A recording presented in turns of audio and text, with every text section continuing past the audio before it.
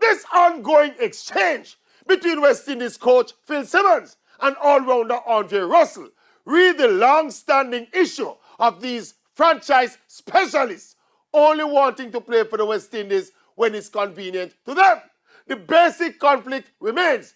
Players want to play money cricket and the coach wants the best players to play for the West Indies. And look, there is no simple solution in sight for that particular problem. But looking at the team now, without Russell and Sunil Narine and even Evan Lewis, it's a no-brainer. Going into the T20 World Cup in October, the team as constructed right now is struggling to win a game, much less a tournament. Yes. Russell and Narine and Lewis are tried and proven champions. To be telling these caliber players to prove themselves in the CPL is a joke. Are we to believe that if Andre Russell and Sunil Narine and even Evan Lewis do not impress in the CPL, them can't make the West Indies T20 World Cup squad? Something wrong right there, sir.